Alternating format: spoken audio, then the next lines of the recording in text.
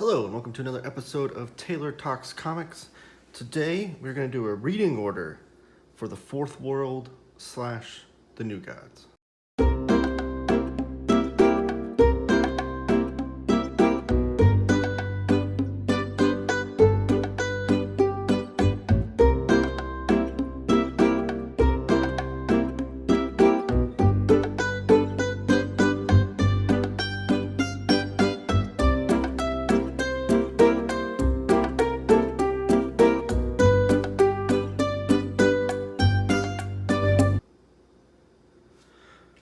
Okay, so the Fourth World is important to me as a fan because I think it's my favorite work from Jack Kirby. Jack Kirby, I think, is the greatest comic book creator of all time. This was the first omnibus I ever purchased. This is the first omnibus overview I ever did on this channel. And I was going through and I noticed that the New Gods and the Fourth World's been pretty well collected by DC. And I kind of just want to show off that there's pretty good reading order that you can go through and read everything. So that's what I want to show you today. I've done an overview on my channel of this particular book, this omnibus. So if you want to go check it out, I'll try to link it above. If you want to check out an overview of this book. And that's obviously what kicks off the Fourth World. But then I want to show you off this book and then different editions I have of the Fourth World books by Jack Kirby specifically. So this is the Jack Kirby Collector number 80 they came out with. And this was a particular issue. This is by Two Morrows Publishing. John Morrow, his publishing company. They do a bunch of historical comic book kind of texts and magazines and whatnot. And the Kirby Collector was one of the first magazines they did. They released it right after the passing of Jack Kirby in 1994. So this is a great resource. This is like thicker than the normal one. So this is like one of the issues of the Jack Kirby Collector. But this is thicker than normal. Normally it's like magazine thickness. I don't know what the page count is on a typical issue. But this one acts as a companion to the New Gods. So this Old Gods and New. You get this for about $20. And it's a fantastic resource. All these books I'm showing you today, my plan is to do separate videos on each of them to then kind of showcase the more in detail of the reading order. Today I'm just doing an overview of what you need for the reading order so you can follow along if you'd like. And a little brief history, because I haven't read a lot of the stuff after Kirby.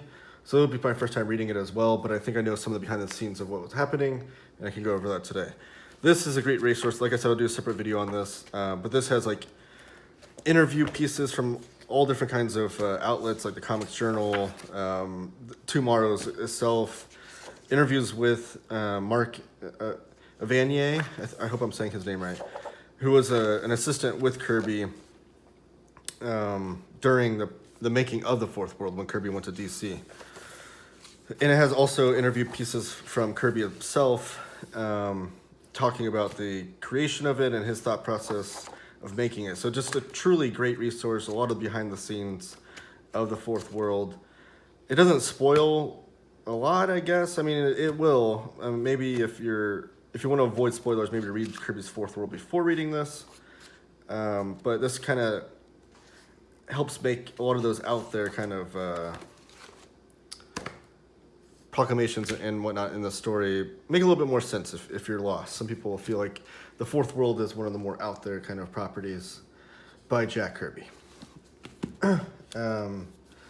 Next, so these 4 editions were the first time that DC properly collected the Fourth World in a format that Jack Kirby himself wanted. Jack Kirby, which you'll find out if you read that Old Gods and New companion, was that he wanted to make this whole new universe live on long after him in collected edition formats. He didn't quite have the words for that because the collected editions and graphic novels and whatnot weren't like a big time deal back then. But you can see that he was on the forefront of knowing that comic books one day would live on to be bigger than just the single issue floppy, if you will. And I mean, that's what made Kirby so great, is that he always had the foresight to see those things. So these are standard size hardcovers. I'm going to do a separate video comparing these editions to that first Fourth World Omnibus that I showed off in the beginning of the video, and that I showed off in a separate video, because I feel like these might be the best editions. I know a lot of paper snobs in comics and a lot of coloring snobs in comics say that these are the best editions as far as the coloring goes and as far as the reproducing of Kirby's art. Kirby himself, too, you'll find out in the companion, didn't like the original coloring from the original single issues. So a little bit that was kept put into mind here with these editions when coloring it. So that's important to me. I'm kind of a purist with those kinds of things. I'm not the biggest snob to where I'll avoid those at all costs, but DC and Marvel, I feel like, can do a lot better with their reprints of older material from Silver and Bronze Age, putting on that high glossy white paper without understanding that the original colors were done on matte and newsprint type paper. But I'll get more into that in depth with when I go over these volumes. But so this was how it was originally collected. These are standard size hardcovers. They are called Omnibus, but DC does have a weird history with having some standard size hardcovers labeled as Omnibus. Like I know Starman is labeled that way in particular. But if you want an introduction to the Fourth World and what it entails, like I said, go watch that video I have of the Fourth World Omnibus. It was really Jack Kirby's just operating on another level. The fact that he was able to create basically the majority of the Marvel Universe in the Silver Age with all those characters, and then on top of that, move on to DC and create a whole nother universe with a whole plethora of characters that have long gone to live on through other runs, which we'll talk about today, and also just big events like some of the Crisis events from DC. So the main characters you need to know for Fourth World are Darkseid is the big bad. And then here's the Forever people on this cover. Mr. Miracle on this cover, and Orion. And then there's other characters too, like Big Barda, there's Granny Goodness, there's Oberon, Light Ray, Forager, a whole plethora of fun characters. So that's what you would read first, is you're going to read, and if you want to truly read in sequential order, is that you'll stop at the end of Mr. Miracle number 18, which, if I can find it,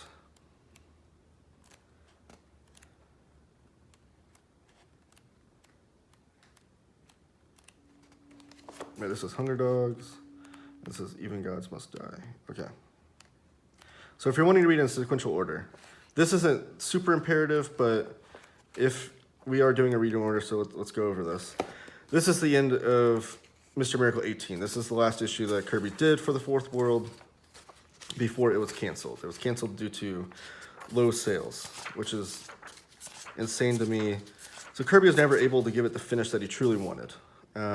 All the other issues, there's 4 titles in the Fourth World. There's Superman's pal, Jimmy Olsen, the New Gods, and then Mr. Miracle. All of those, besides Mr. Miracle, ended at issue 11 is when they're canceled. Jack Kirby was able to finish Mr. Miracle up to issue 18, and this is that. This is issue 18, this is the last issue. So then you're going to stop there. At the end of issue 18, stop reading, and then you're going to come back to the rest of this book in a minute. Because then you're going to move on to New Gods by Jerry Conway. So it's kind of a little dirty, if I'm honest, that they canceled the titles, but then just a few years later, they brought them back with different creators. Because Jack Kirby, Mr. Miracle 18, let's see when that was published, just for to make sure we're accurate here. Mr. Miracle 18 was published February, March of 1973. So then Jerry Conway and Denny O'Neil and artist Mike Vosberg released first issue special on April 7, 1976. The first issue special, there's a hardcover that collects all those too. Basically the idea was, let's do a bunch of different first issues and kind of introduce brand new characters and new concepts with the idea of trying to put together the best first issue you can. It's a kind of an art in comic books. It's like, how can you do a good first issue that kicks off a story and gets readers to want to keep reading on.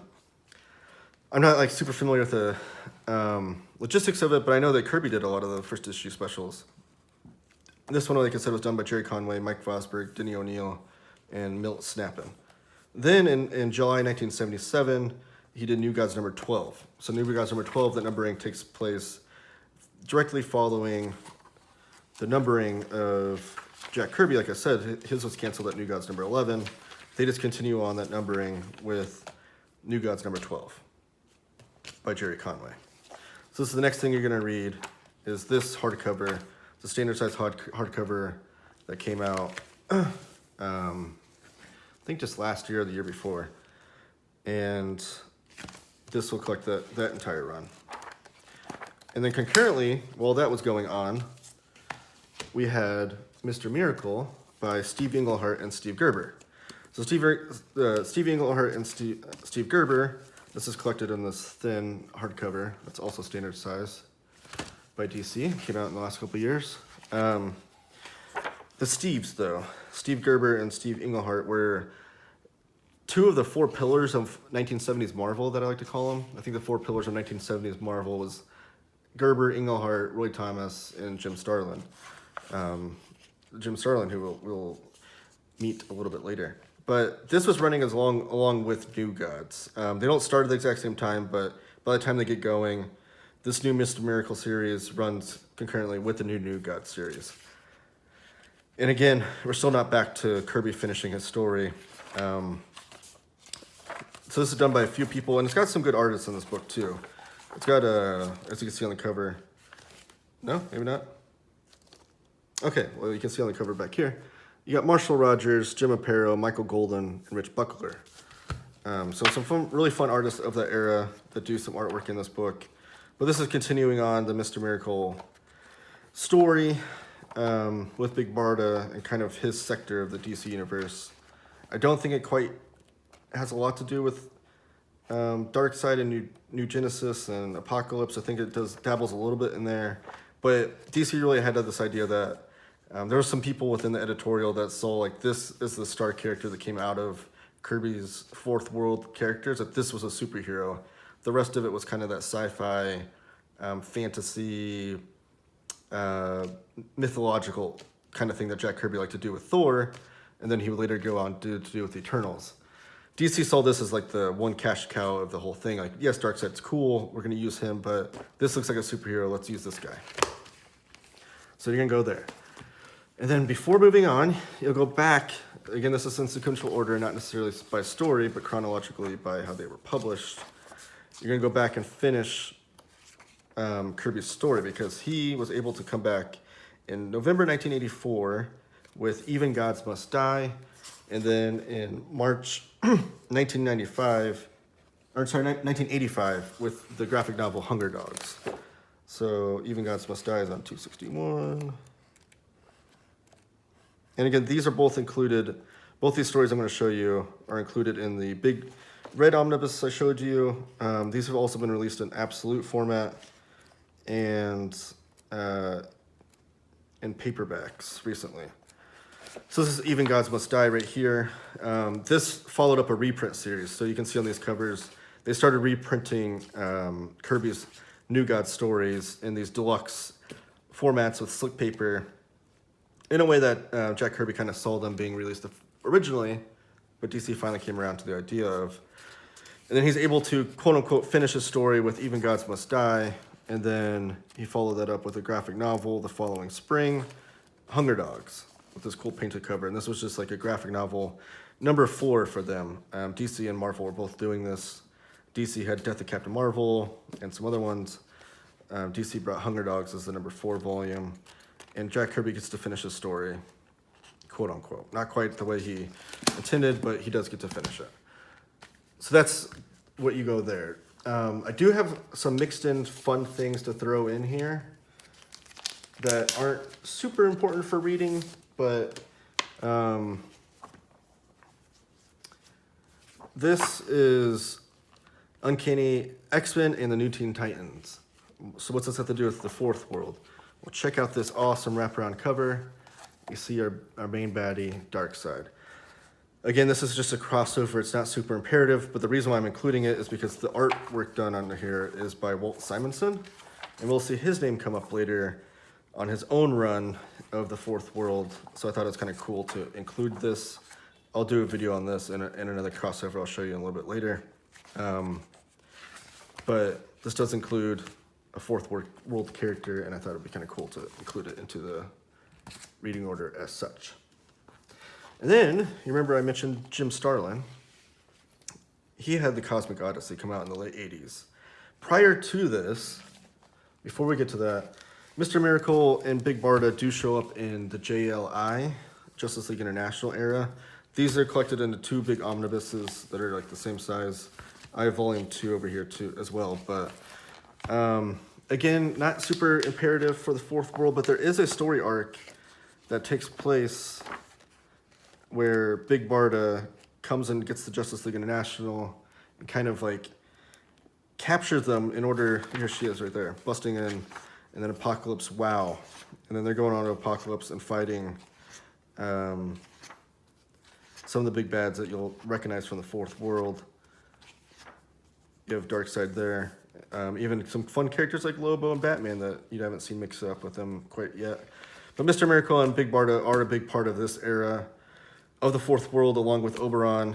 They do meet Granny Goodness. They meet all the characters from the fourth world in this particular arc. I'm still on volume 1 of my reading through this, so volume 2, I can't tell you if there's a lot of fourth world characters yet. Maybe by the time I get further into reading, I'll do some overviews of these as well.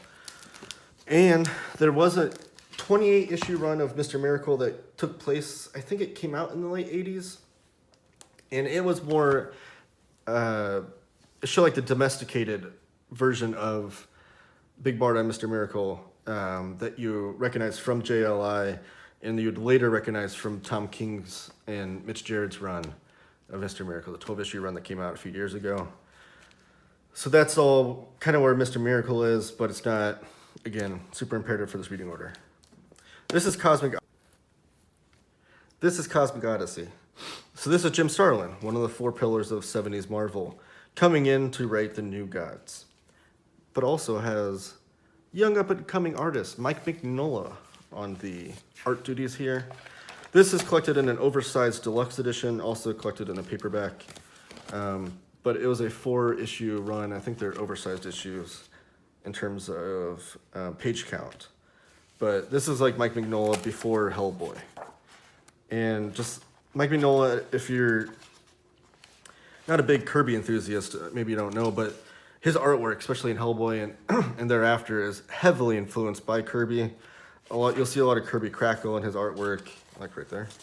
You'll see a lot of the way he draws figures is similar to Kirby and kind of that blocky, almost like action figure style.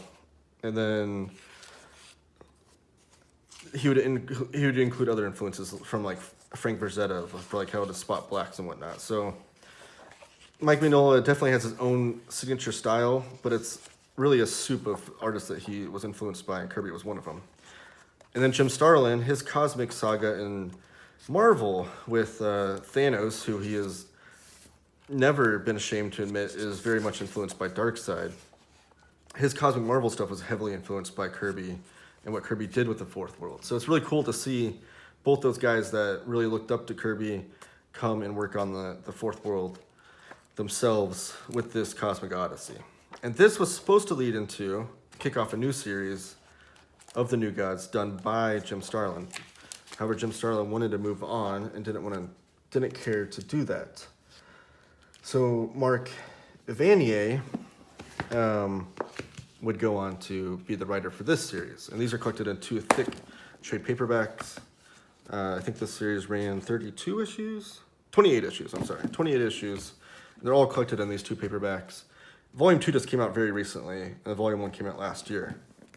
But this includes the entire story of Mike Evanier, who, like I said earlier, was an assistant with Kirby when Kirby was doing the fourth world, and Mark Evanier has gone on to be kind of a Kirby historian, if you will. So this concludes the entire run that he does. And I feel like, did Jim Starlin write some of this? Yeah, Jim Starlin wrote a couple of these issues. I think he wrote issues, let's see. Also written by, penciled by McCall, unless otherwise noted. Okay, so Mark Evanier wrote the first issue. Jim Starlin writes issue number 2 and 3 and 4, and then it goes on to just Mark. So like I said, Cosmic Odyssey, Jim Starlin's supposed to kick off this new series, but for whatever reason, there's mixed messages too. Maybe Jim Starlin did want to do it, but I don't know if he wanted to do the artwork or he wanted Mike McNulty. I don't know. I don't know the backstory. If you do in the comments, let me know. But this kicks off a new era of the New Gods from the late 80s that we get to see other artists interpret the New Gods. And one of the big artists on this was Paris Collins, who does a great job. These look really nice. I can't wait to get to that part of the saga, if you will. And then the only thing that's not truly collected in this whole reading order, it's only available in single issues, is New Gods by Tom Peyer and Rachel Pollack. Rachel Pollack, she has a omnibus coming out for her Doom Patrol run. Her Doom Patrol run followed up directly after Grant Morrison's. This run of New Gods lasted 11 issues, and like I said, it's Tom Peyer and Rachel Pollack. I'll just flip through this covers, and I don't think this will ever be collected because this is kind of a weird sector of DC. Maybe it would be thrown together in paperback, but the follow-up to this has already been collected, and I feel like this might be a lost part of the history here. And that's issue 11. Because with issue number 12, we would see John Byrne take over. But first, before John Byrne would do that, John Byrne would do this crossover. Darkseid versus Galactus, The Hunger. So this is another crossover. Like I said, this is not imperative. I don't think this adds to or takes away or does anything with the story of the New Gods, just a fun crossover. And the reason why I included it, again, like Walt Simonson, who would later have a New Gods run we'll get to, John Byrne has his Fourth World run that we'll also get to. So the fact that it's a creator that did this crossover that would eventually do New Gods, I think it's kind of fun to include it. I'll probably do a double episode where I include this crossover with the X-Men versus Teen Titans. But this was like a slick little graphic novel, even has like a little spine to it. I think it's like 64 pages. And John Byrne, who was a big-time Kirby devotee, even though he did speak out against him at one point, but I'll get to that. So, like I said, issue 11 of the Pollack, I don't know how to say her name, I'm sorry, I'm probably butchering it, and Tom Peyer run ends with issue 11. And then John Byrne takes over with issue 12. This is collected in the John Byrne Fourth World Omnibus. And this run includes issues number 12 through 15 of that run, and then it starts a new numbering with and it's titled Jack Kirby's Fourth World, number 1 through 20. And it also includes Genesis 1 through 4, and Darkseid number 1, and New Gods Secret Files number 1. So this is collected in a nice omnibus. This run is cool because it not only has John Byrne doing all the writing and interiors, but the covers are largely done by Walt Simonson, who the aforementioned. And this cover itself is done by Walt Simonson, which is kind of weird that it's a John Byrne omnibus, but Walt Simonson's art. Walt Simonson himself even took this to Facebook saying that he got his comp copy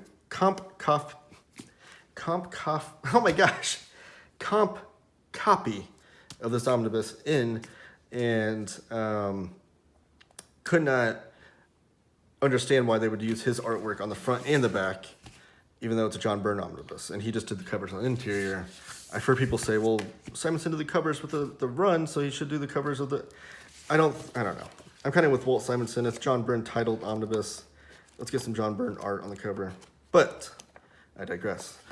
So this is John Byrne's entire run of New Gods work, all collected in a nice omnibus that is beautiful. And like I said, Byrne was a Kirby devotee, and he's probably the closest we ever got to another Kirby, and that's not even that close. But the fact that Kirby was known for one, his dynamic art style, but two, his prolific output, being able to write and draw so many issues per a month and stuff. No artist will ever touch that again, I don't think. But Byrne got close. He was doing like 3 monthly titles at one time, the interiors for it. So he got close, and then also his art style, you can see, is heavily influenced by Kirby. And John Byrne's most famous runs are on the X-Men, the Fantastic Four, and the Fourth World, all properties that Jack Kirby created. So, then we move on to Orion by Walt Simonson. So Walt Simonson, like I said, he did the new Teen Titans versus X-Men crossover. He did the covers for the Fourth World. Well, now it's his chance to write these characters on his own with his artwork. Walt Simonson, again, I keep saying this, is another Kirby devotee. You can see his artwork very much influenced by Kirby, but also has his own signature style. And also his big runs in his career were Thor and then Orion. He had a big run on Fantastic Four, so he had played along with a lot of the Kirby properties as well. But you think Walt Simonson's Thor run deals with all of these mythological gods, so it's almost makes sense for him to go on to do this Fourth World run, and then to also go on and do his creator on Ragnarok. So these two trade paperbacks collect the entirety of the Orion by Simonson run. When I do the overview of these paperbacks, I promise I'll have more information, but I do believe that these two collect issues or content that's not in the Orion Omnibus. There is an Orion Omnibus by Walt Simonson, and I believe that these might include content that's not included in the Omnibus. But I will have the information when I get to this in my reading order, where I do individual videos over each of these runs. But just flip through here. This is Walt Simonson's work on the Fourth World. And I can't wait to get to this because I love Walt Simonson's Thor run. It's fantastic, it's fun, it's badass. There's so many cool, just action-packed fight scenes, but then so many great storyline developments throughout, where he's kind of doing that Chris Claremontian thing of having these threads of story kind of bleed through the entire thing, and then you pull the strings later on with great payoffs.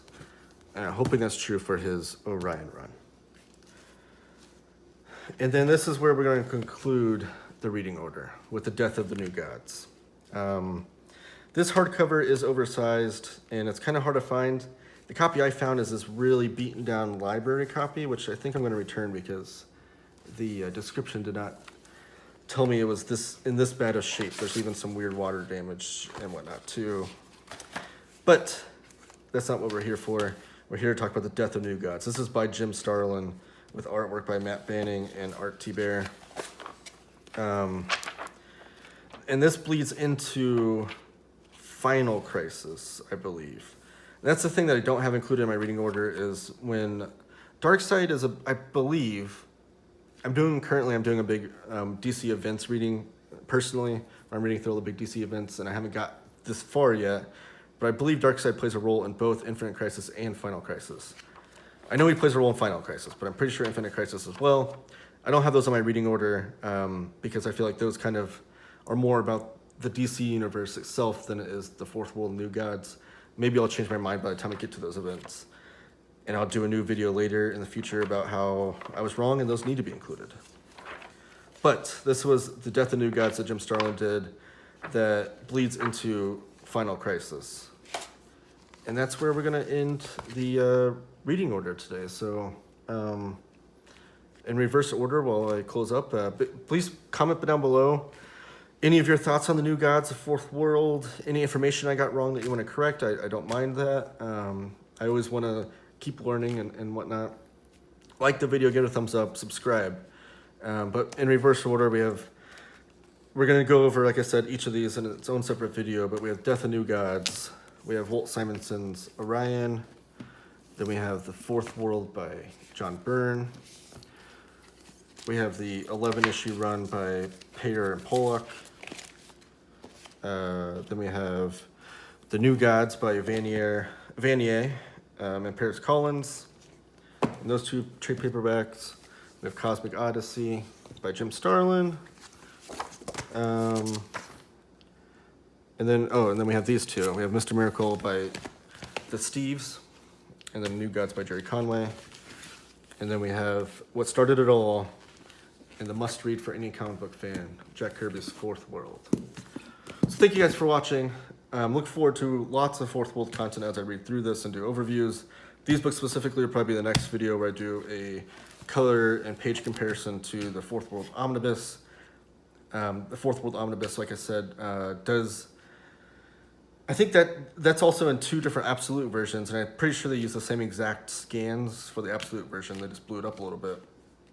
And then I guess I didn't mention, recently DC's released a Forever People trade paperback, a New Gods trade paperback, Mr. Miracle, and Superman's pal Jimmy Olsen paperback. Those include the reading order though of just so the Forever People is just 1 through 11 issues, and the New Gods is 1 through 11. And that's a really weird reading order. I do think those paperbacks look great. They're made really well, but the reading order is kind of wonky. I mean, I guess if you're familiar and you're just reading it back again, it'd be interesting. But for a first-time reader, I think you want to read it in a more collated manner that is in these editions. That's in the newly printed Fourth World Omnibus that I showed off in the beginning of the video, which is this guy, or the absolute versions. And I'll talk more about that, I'm sure. But thank you guys for watching.